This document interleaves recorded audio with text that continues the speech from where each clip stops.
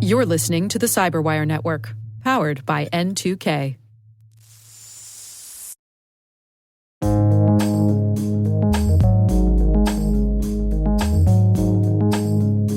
The word is rootkit.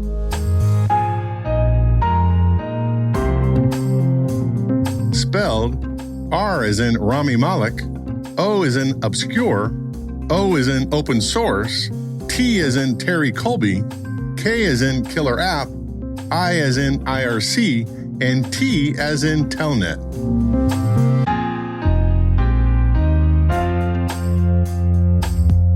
Definition: a clandestine set of applications designed to give hackers access and control over a target device.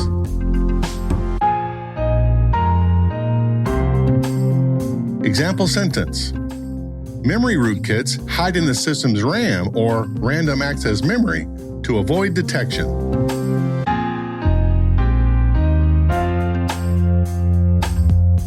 Origin and context. In 1984, Ken Thompson, the co-founder of the original Unix system with Dennis Ritchie back in the 1960s, published a paper in the Communications of the ACM called Reflections on Trusting Trust. As a thought experiment, he devised a way to alter the C compiler that shipped with all Unix systems at the time. When the compiler noticed an administrator recompiling the login program, the compiler would insert additional functionality to not only accept the password of the user trying to get in, but also a second password that only the hacker knew about. When reviewers analyzed the code for the login program later, they would see no signs of this additional functionality. Mr. Thompson essentially invented the first rootkit some years before we saw the first one in the wild. According to Vince Polston at Malware Fox, Lane Davis and Riley Dake wrote the first rootkits in 1990 that targeted the Sun operating system, a Unix-based architecture. Greg Hoagland wrote the first public Windows rootkit called NT Rootkit in 1999. The first Mac OS rootkit appeared in 2009. The word root originally referred to the admin account on Unix and Linux systems. Today it means the admin account on any system. Kit refers to the software components that implement a collection of tools. Modern rootkits hide their presence using some of the lower abstraction layers of the operating system, which makes them hard to detect. Generally, hackers try 3 different techniques to install rootkits on the target device. Number 1, hooking, or injecting malicious code into the application's execution flow. The Zeus Panda bagging Trojan performs keylogging on the victim's machine by hooking the Windows operating system functions, translate message, and WM keydown. Number 2, DLL injection, or installing a dynamic link library, or DLL, into a running process address space.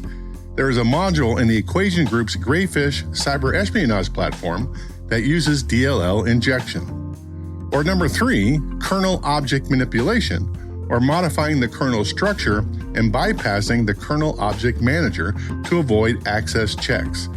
The Russian GRU's Unit 26165, aka Fancy Bear, aka APT28, and aka Strontium, uses a Drovorub toolset that includes a Linux kernel module rootkit. And by the way, Drovorub means woodcutter in Russian. Finally, rootkits target various operating systems functionality, like applications, the kernel, the boot process, memory, and firmware.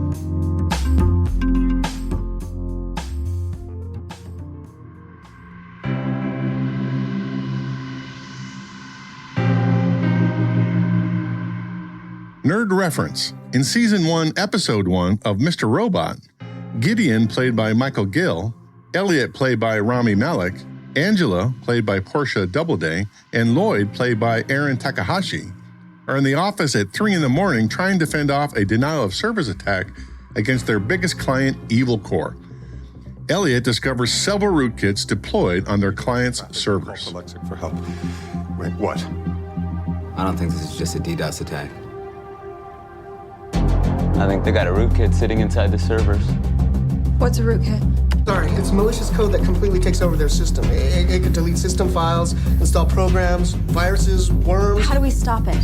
That's the thing. It's fundamentally invisible. You can't stop it. All of their servers are timing out. None of them are coming back up. Yeah, that's because every time we restart a server, the virus replicates itself during boot up and crashes the host.